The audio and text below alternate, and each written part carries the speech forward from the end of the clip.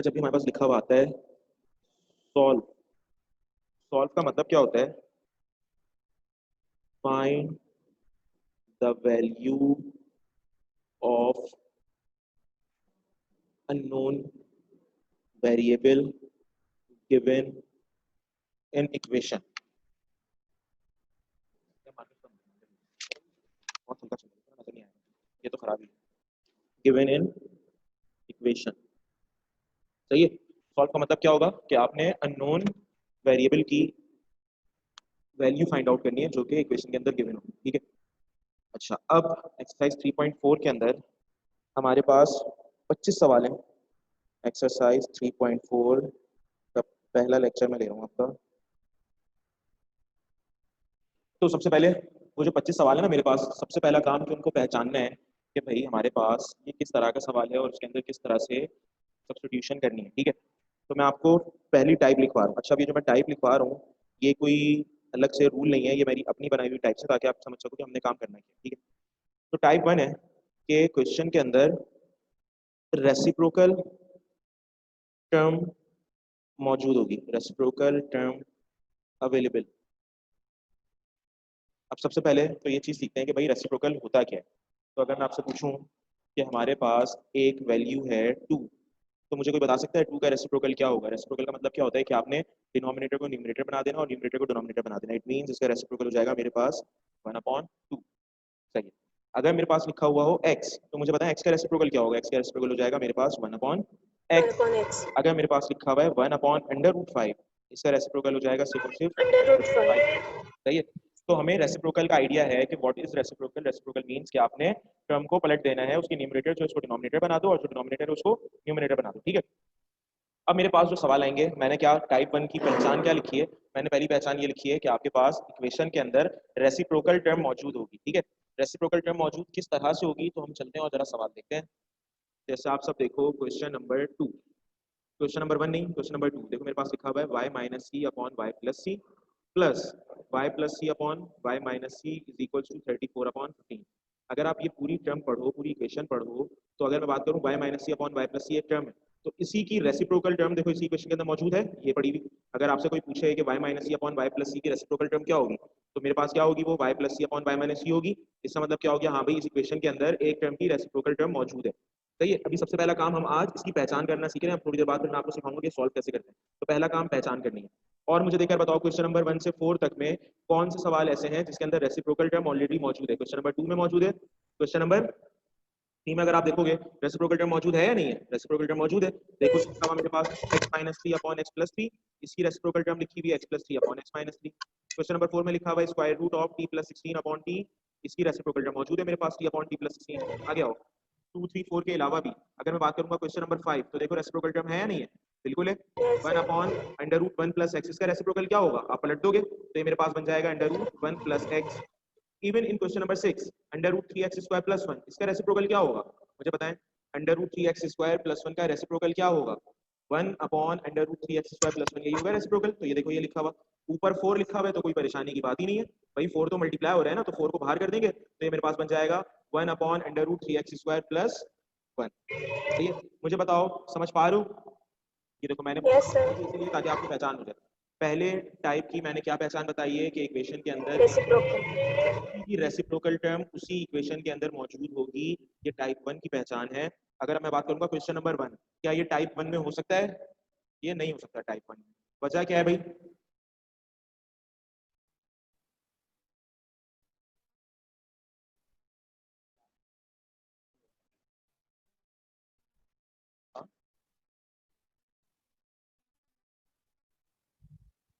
First वाली term में क्या रेसिप्रोकल है? नहीं है।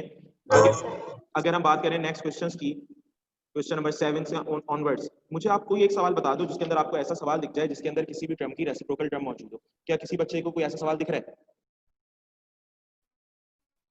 हाँ भाई, किसी बच्चे को ऐसा सवाल दिख रहा है जिसके अंदर रेसिप्रोकल टर्म मौजूद हो? क्वेश्चन नंबर 16, नहीं, 16 में रेसिप्रोकल कहाँ है? टी प्लस 1/t का स्क्वायर है, ये पूरी एक टर्म है। एक टर्म के अंदर ही रेसिप्रोकल नहीं हो सकता। टी प्लस 1/t ये पूरी एक टर्म है क्योंकि होल पे स्क्वायर आया हुआ है ना। तो T plus one upon T ये पूरी एक टर्म कंसीडर की जाएगी क्योंकि इसके ऊपर स्क्वायर आया हुआ है, ठीक है। तो T plus one upon T एक टर्म है, इसकी रेसिप्रोकल टर्म ये बिल्कुल भी नहीं है। सही। तो मुझे देख कर बताओ और कोई सवाल, क्योंकि हमने सबसे पहला काम आइडेंटिफाई करना है कि हम जो टाइप पढ़ रहे हैं उसके सवाल किस तरह के देखने में होते हैं। सॉल्यूशन का काम तो अगला है। क्लियर है बच्चों? तो हमारे पास क्वेश्चन नंबर 1 से लेकर क्वेश्चन नंबर 25 तक में क्वेश्चन नंबर 2 से लेकर क्वेश्चन नंबर 6 तक के वो सवाल हैं जो इस टाइप में आ रहे हैं, ठीक है। तो सबसे पहला काम मैं लिख देता हूँ कि हमारे पास ये जो टाइप है ये आ जाएगी मेरे पास क्वेश्चन नंबर 2, 3, 4, 5 और 6, ठीक है। अभी तक हमने इसके सॉल्यूशन की बात नहीं करी, अभी तक मैंने आपसे सिर्फ ये बात की है कि हमारे पास इस टाइप की पहचान क्या है। अब आगे चलते हैं। सबसे पहला काम, जब आपने क्वेश्चन को आइडेंटिफाई कर लिया कि भाई मेरे पास ये टाइप 1 मौजूद है, तो अब इसका सॉल्यूशन कैसा होगा, अब जरा उसकी बात कर लेते हैं, ठीक। तो मुझे आप बताओ, अगर मैं आपको बोलूं बेटा मेरे पास x की वैल्यू है 2, तो अगर आपसे मैं पूछूं कभी आप बेटा मुझे जरा 1/x की वैल्यू बताएं, तो 1/x की वैल्यू क्या हो जाएगी? 1/2 1/2 ऐसे ही होगा। किसी बच्चे को यस ये चीज समझ में नहीं आई तो मुझे बताएं। भाई बड़ा आसान है, x की वैल्यू अगर 2 है और मैं आपसे 1/x की वैल्यू पूछ रहा हूं तो मतलब आपने रेसिप्रोकल कर देना है। जब आप इस x का रेसिप्रोकल करोगे 1/x तो इस 2 का भी रेसिप्रोकल हो जाएगा 1/2। और ऐसा काम हमने मैट्रिक के अंदर भी पढ़ा था, अगर आपको याद हो, हम सवाल करते थे जिसके अंदर फिर हम रैशनलाइजेशन करते थे। तो ये काम हम ऑलरेडी कर चुके हैं। अगर मेरे पास x की वैल्यू लिखी हुई हो 5 + √2, तो 1/x की वैल्यू क्या हो जाएगी? ये हो जाएगी मेरे पास 5 माइनस नहीं, हाँ वो तो आफ्टर सिंप्लीफिकेशन ना। लेकिन अगर x की वैल्यू 5 + √2 है तो 1/x की वैल्यू हो जाएगी 1/5 + √2। सही है। हम सबको ये वाली बातें पता है, ये सारी मैं वो बातें कर रहा हूँ जो ऑलरेडी हम सब जानते हैं, सिर्फ मैं आपको रिकॉल करवा दूं, ठीक है। अब जब हमारे पास सवाल आएगा 3.4 का सवाल लिखा हुआ आया मेरे पास, उसके ऊपर लिखा हुआ होगा सॉल्व, तो हमने सबसे पहले इक्वेशन को आइडेंटिफाई करना है कि मेरे पास ये कौन सी इक्वेशन है। जब आपने इक्वेशन को आइडेंटिफाई कर लिया तो उसके बाद सॉल्यूशन स्टार्ट होगा। अब हम चल रहे हैं सॉल्यूशन की तरफ कि भाई करेंगे क्या। सॉल्यूशन में क्या करना होगा, ये देखिए मैं इधर निशान डाल देता हूँ कि अब मैं बात कर रहा हूँ आपसे सॉल्यूशन की, ठीक है। सॉल्यूशन में पहला काम आप ये करोगे, suppose a term whose reciprocal is available in the equation। ठीक है भाई, क्या करेंगे हम काम, मैंने क्या लिखा है, suppose a term whose reciprocal is available in the equation, कि आपके पास जो इक्वेशन के अंदर रेसिप्रोकल टर्म मौजूद होगी ना, जिसकी आपने उस टर्म को लेट कर लेना। अब लेट करोगे तो आपके पास एक वेरिएबल ऑलरेडी उस इक्वेशन के अंदर मौजूद होगा। हो सकता है इक्वेशन के अंदर x लिखा हुआ हो सकता है इक्वेशन के अंदर y लिखा हुआ हो सकता है इक्वेशन के अंदर z लिखा हुआ हो। सबको मेरी आवाज आ रही है बच्चों? यस वीडियो अटक रही है आप लोगों के पास?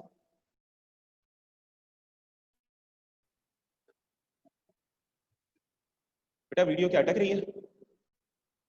नो सर ठीक है, सही है। तो आपने क्या करना होगा, आपने लेट करना होगा और हम कोई भी वेरिएबल दे देंगे। लेट सपोज आपने दे दिया z, ठीक है, जो भी टर्म अवेलेबल है।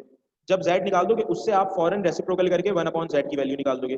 और 1/z की वैल्यू क्या होगी, लेट सपोज आपने यहाँ पर कुछ लेट करा हुआ था, आपके पास वैल्यू लिखी हुई थी, मान लेते हैं भाई √2x + 1, सही है। तो आपके पास 1/z की वैल्यू क्या हो जाएगी, 1/√2x + 1 हो जाएगी। सही है? 1/√2x + 1 मैं आपको भी पहले स्टेप समझा रहा हूँ कि पहले स्टेप यस में हमेशा हमने क्या काम करना होगा कि सबसे पहला काम ये होगा कि हम एक इक्वेशन को, जो इक्वेशन के अंदर टर्म मौजूद है, आप एक टर्म को लेट करोगे, उसका रेसिप्रोकल करोगे तो एक टर्म बन जाएगी। और जब आपने ये काम कर दिया तो आप सब्स्टिट्यूशन करवा दोगे। सब्स्टिट्यूट दीस, सर जी बेटा, वैल्यू इन गिवन इक्वेशन। बेटा मैं आपको आवाज, मेरी मुझे आपकी आवाज क्लियर नहीं आ रही, क्लियर नहीं आ रही आवाज, ठीक है,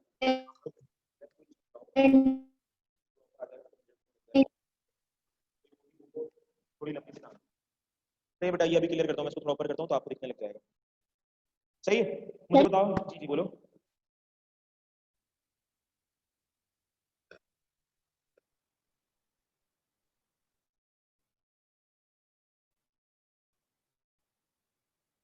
बेटा कुछ बोल रहे हो, मुझे आपकी आवाज नहीं आ रही। सैयद नूर कुछ बोल रहे हो आप? नो ठीक है, मेरी आवाज नहीं आ रही क्या, मेरी आवाज नहीं आ रही किसी को?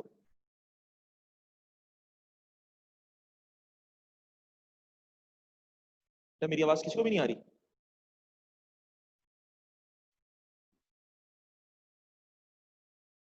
बस ठीक है, बस मुझे 1 मिनट दे, मैं ये वीडियो क्लियर करता हूँ, मैं जरा इसको ऊपर करवा लूंगा ना, ये ऊपर हो जाएगा तो आवाज क्लियर आने लग जाएगी।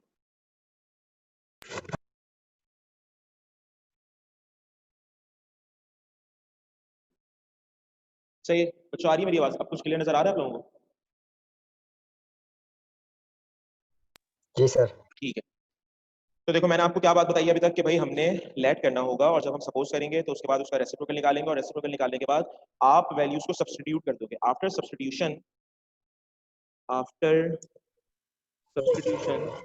जब आप सब्स्टिट्यूशन करोगे, we get a quadratic equation. Substitute करोगे, सॉल्व करोगे, जब सब्स्टिट्यूट करने के बाद सॉल्व कर दोगे तो हमारे पास क्या आ जाएगी बच्चों? एक क्वाड्रेटिक इक्वेशन आ जाएगी। सही है। जब क्वाड्रेटिक इक्वेशन आ जाएगी उसके बाद हम उस क्वाड्रेटिक इक्वेशन को सॉल्व करेंगे। क्वाड्रेटिक इक्वेशन को सॉल्व करने के दो मेथड हम ऑलरेडी सीख चुके हैं, जिसके अंदर एक क्वाड्रेटिक फॉर्मूला है और एक फैक्टराइजेशन है। कोशिश आपकी यही होनी चाहिए कि अगर उसकी मिडिल टर्म ब्रेक हो सकती है तो आप उसकी मिडिल टर्म ब्रेक करें, ताकि काम थोड़ा आसान हो और थोड़ा जल्दी हो। सही। तो क्वाड्रेटिक इक्वेशन को सॉल्व करने के बाद आपके पास दो आंसर्स आ जाएंगे, क्योंकि क्वाड्रेटिक इक्वेशन के दो आंसर्स आते हैं। जब आपके पास क्वाड्रेटिक इक्वेशन के दो आंसर्स आ जाएंगे, आपके वो फाइनल आंसर्स नहीं होंगे। आपने इन आंसर्स को वापस सब्स्टिट्यूट करवाने हैं, जो हमने स्टार्ट में लेट करा था, जो स्टार्ट में हमने लेट करा था उसको इक्वेशन 1 कहना, और आपने वापस इन वैल्यूज को सब्स्टिट्यूट करवाना होगा उसी इक्वेशन 1 के अंदर जो हमने लेट करा था। Back substitute these values in equation number 1 to get final answers। ठीक है। अब ये मैंने स्टेप्स लिखवाए हैं, अभी मैं एक सवाल करता हूं, तब जाने के बाद आपको कुछ क्लियर होगा कि मैं बात क्या कर रहा था। ठीक है। तो पहले एक सवाल करते हैं, उसके बाद मैं आपको दोबारा जरा ये चीज दिखाऊंगा जो मैंने लिखी है, ताकि आपको वहां समझ में आए कि मैं क्या बात कर रहा था। ठीक है। तो सबके पास बुक्स हैं? तो पहले हम जरा क्वेश्चन नंबर, ठीक है, तो अब हम लोग जरा क्वेश्चन नंबर 2 से स्टार्ट करते हैं। तो क्वेश्चन नंबर 2 है मेरे पास, मैं क्वेश्चन कॉपी कर लूं। Question 2 is y minus c upon y plus c plus y plus c upon y minus c is equals to 34 upon 15। सही है। अच्छा, अब मुझे बताएं, सवाल देखकर आपको ये समझ में आ रहा है कि इसको हम लोगों ने टाइप 1 में क्यों लिखा है? क्योंकि इसके यस, अंदर क्योंकि इसका एक टर्म का रेसिप्रोकल है। रेसिप्रोकल मौजूद है। बिल्कुल सही। जब रेसिप्रोकल मौजूद है तो हमारे पास ये आ जाता है टाइप 1 के अंदर सवाल। तो जो क्वेश्चन है, पहले मैंने उसको नाम दे दिया इक्वेशन ए। ठीक है। मैंने बोला भाई ये मेरे पास इक्वेशन ए है। अब देखो जरा यहाँ पर आओ, जो मैंने आपको स्टेप लिखा है, पहला स्टेप मैंने क्या लिखा है आपको? सपोज अ टर्म, मेरा फारूक बेटा आपको स्क्रीन पर दिखेगा मेरा नाम, आप जाओ अपनी स्क्रीन के ऊपर, फर्स्ट सेकंड या थर्ड जो भी स्क्रीन है उसके ऊपर मेरा नाम आ रहा होगा, उसके ऊपर क्लिक करोगे जब आप, तो फिर आपको वीडियो नजर आनी शुरू हो जाएगी। ठीक है। तो अब देखो मैंने स्टेप 1 क्या लिखा है, suppose a term whose reciprocal is available in the equation। उसको आपने क्या कर लेना है? लेट कर लेना है। ठीक। तो अब मुझे बताओ कि मैं किसको लेट कर लूं? इस वाली टर्म को लेट कर लें, यही बताया है। अच्छा, अब जब मैं लेट करूंगा या मैं सपोज करने लग रहा हूं, तो मैंने इसको नाम देना होगा किसी एक वेरिएबल का। सही है। और वेरिएबल मैंने आपको क्या बोला बेटा, आप कोई भी ले सकते हो सिवाय उस वेरिएबल के जो ऑलरेडी इक्वेशंस के अंदर यूज हो रहे हैं। ठीक है। अब देखा जाए तो इस इक्वेशन के अंदर y और c यूज हो रहा है, तो आपने y और c के अलावा कोई भी वेरिएबल यूज कर लेना है, लेकिन y और c यूज नहीं करना। ठीक। अब आप मुझे बताएं कि y और c के अलावा 24 अल्फाबेट बच जाते हैं मेरे पास, तो उसमें से कोई भी ले लेता हूं। मैं बोलता हूं भाई हम z ले लेते हैं, तो आप टी। z ले लो या t ले लो, कोई भी ले लो। मैं लिख दूं भाई late z is equals to y minus c upon y plus c। आपने जो चीज लेट करी है उसको आपने एक स्क्वायर बनाकर लिखना है और उसको नाम दे देना है इक्वेशन नंबर 1 का। ठीक है। ये जो मैंने काम करा है, मुझे बताओ कोई परेशानी इस सवाल अभी तक जो पहला स्टेप करे? No sir. बेटा कोई भी, हाँ एक्स भी ले सकते हो सिवाय y और c के, आप कुछ भी ले सकते हो। ठीक है। अच्छा, अब आपने लिखा है रेसिप्रोकल। जब मैं इसको रेसिप्रोकल करूंगा तो 1 अपॉन z की वैल्यू क्या बन जाएगी? ये भी रेसिप्रोकल हो जाएगा, तो ये मेरे पास बन जाएगा y plus C upon Y minus सी। ठीक है। देखा जाए तो अब मेरे पास इस y माइनस सी की वैल्यू है z, और इस y plus C upon Y minus सी की क्या वैल्यू हो चुकी है? 1 अपॉन z हो चुकी है। ऐसे ही हुआ 1 है। Upon Z. अब आप लिखोगे, यस सर। तो मैंने क्या लिखा है, मैं इसी वजह से बार बार आपको वो पेज दिखा रहा हूँ जिसके अंदर मैंने स्टेप्स लिखे हुए हैं। देखो स्टेप्स मैंने क्या लिखा है। नंबर 1 मैंने लिखा है suppose a term whose reciprocal is available in the equation। आपने z के बराबर या t के बराबर या x के बराबर ले लिया, लेकिन उसको आप जब रेसिप्रोकल करोगे तो रेसिप्रोकल वैल्यूज आ जाएंगी। अगला काम हम लोग क्या कर रहे हैं? Substitute these values in given equation. कि आपने अपनी गिवन इक्वेशन को के अंदर इनको क्या कर देना है? सब्स्टिट्यूट कर देना है। बताओ गिवन इक्वेशन क्या थी मेरे पास? तो मैं पहले लिख देता हूँ, जो मैंने बात बोली मैं लिख देता हूँ। आपने लिखना है substitute values in equation number A. जो गिवन इक्वेशन थी उसको हमने नाम दिया था इक्वेशन ए, तो मैं बोल देता हूँ कि भाई सब्स्टिट्यूट कर देते हैं इन वैल्यूज को इक्वेशन ए के अंदर। ठीक है। तो अब मुझे आप बताओ इक्वेशन ए विल बिकम्स, क्या बन जाएगी मेरे पास इक्वेशन ए? इस y minus C upon Y plus सी की जगह क्या आ जाएगा? z आ जाएगा, शाबाश। Z. Plus y plus C upon Y minus सी की जगह क्या आ जाएगा? 1 upon z 1 upon z is equal to 84 upon 50। सही है? सब बच्चे ये वाले स्टेप समझ पा रहे हो मैंने क्या काम करा है कि मैंने इसके अंदर क्या काम कर दिया है, yes sir वैल्यू सब्स्टिट्यूट करवा दी है z और 1 upon z की। सही है? अच्छा, अब मैंने क्या करना है, अब मैंने इसको सिंपलीफाई करना है। जब मैं इसको सिंपलीफिकेशन के बाद मेरे पास बन जाएगी एक क्वाड्रेटिक इक्वेशन। LCM में लेना है सर, सिंपलीफिकेशन क्या होगा मुझे दिख रहा है एलसीएम, तो ये आ गया मेरे पास z, ये वाली टर्म LCM लेना मल्टीप्लाई हो सर, जाएगी, ये वाली टर्म मल्टीप्लाई हो जाएगी, z स्क्वायर हो जाएगा, will be z square plus z square plus 34 upon 34 upon 15 ये z वहां जाएगा, 15 इधर आकर मल्टीप्लाई होगा तो 15 मल्टीप्लाई हो जाएगा z square yes sir plus is equals to z उधर जाएगा तो हो जाएगा 34z, 15 z स्क्वायर प्लस का 15 इज इक्वल्स टू 34z, ये वाली टर्म यहाँ की माइनस हो जाएगी, it will be 15z square minus 34z plus 15 is equals to 0। ये बन गई हमारे पास एक क्वाड्रेटिक इक्वेशन। अब आपने इस क्वाड्रेटिक इक्वेशन को सॉल्व करना है और क्वाड्रेटिक इक्वेशन को सॉल्व करने के दो मेथड है। देखो हमारा काम कहां तक का हो गया, काम हो गया मेरे पास यहाँ तक का। Substitute these values in given equation. After substitution we get a quadratic equation और quadratic equation को solve करके दो आंसर्स आएंगे। अब इसको quadratic equation को solve करने का आपके पास quadratic formula भी मौजूद है और आपके पास middle term। मुझे बताओ कि ये किसकी middle term break क्या होगी? सर फैक्टराइज हो जाएगा सर, हो जाएगा ये सर माइनस का 25z और माइनस का 9z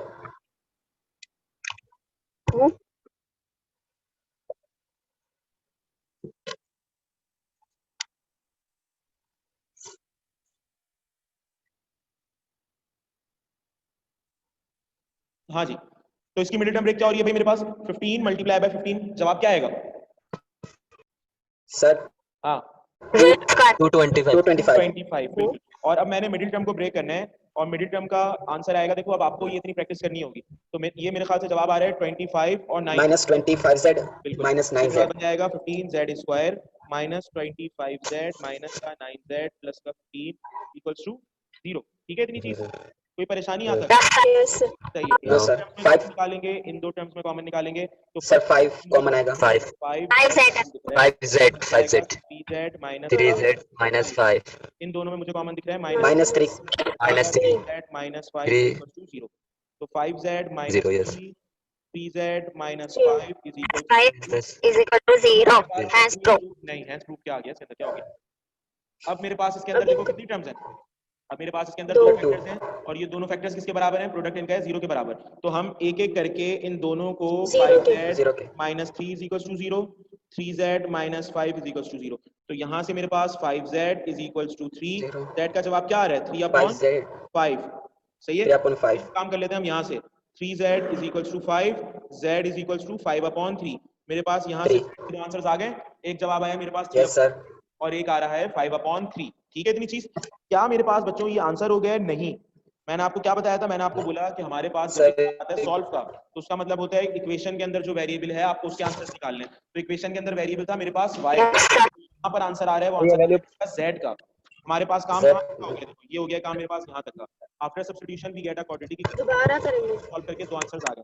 अब आपने इन दो आंसर्स को एक एक करके बैक सब्स्टिट्यूट करना है किसके अंदर, इन इक्वेशन नंबर 1 के अंदर जो हमने सही। तो अब हम चलते हैं बैक सब्स्टिट्यूशन की तरफ।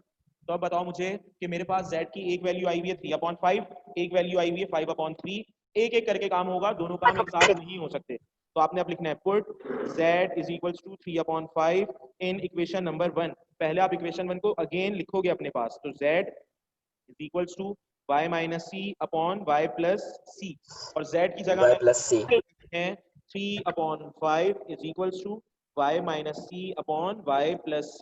अच्छा, अब दोबारा से परेशानी आपको यहाँ पर ये हो जाएगी कि आपने वैल्यू किसकी निकालनी है, y की या c की। तो याद रखना कभी भी किसी इक्वेशन में अगर x y z आ रहे हों तो वो वेरिएबल होते हैं, उसके अलावा कोई और अगर वेरिएबल साथ में आ जाए तो वो एज अ नंबर या कांस्टेंट ही यूज होता है। ठीक है, तो अब इसके अंदर y और c दोनों आ रहे हैं तो इसके अंदर वेरिएबल कौन हुआ, y, c वेरिएबल। ठीक है, तो हमने सॉल्व करके y की वैल्यू निकालनी है। यहाँ से सिंपलीफिकेशन क्या होगी, 5 इधर जाके इधर मल्टीप्लाई हो जाएगा, y प्लस c यहाँ के मल्टीप्लाई हो जाएगा, तो 3 मल्टीप्लाई हो जाएगा y प्लस c, 5 मल्टीप्लाई हो जाएगा y माइनस c से, 3y plus 3c equals to 5y minus 5c। हम लोग वैल्यू निकालेंगे बच्चों y की, तो मैं इस y 3y को वहां भेज देता हूँ और 5c यहाँ ले आता हूँ, तो ये वाला माइनस 5c यहाँ के क्या हो जाएगा plus 5c plus 3c equals to 5y और minus 3y। 8 equals to 5 minus 3 will be 2c, 2 इधर आके डिवाइड हो जाएगा, 8c divided by 2 is equals to y। मेरे पास y की वैल्यू क्या आ गई है 4, सी। for मेरे पास y C. की एक वैल्यू आ गई है बच्चों 4c। अभी मैंने 4C. एक के लिए काम करा है 3/5 के लिए। अब आप सेम काम करोगे किसके लिए? अब आप लिखोगे 5/3 के लिए। शाबाश बेटा। ये जरा आप लोग अपने माइक बंद करो। जी जी, माइक अपने म्यूट करवाओ।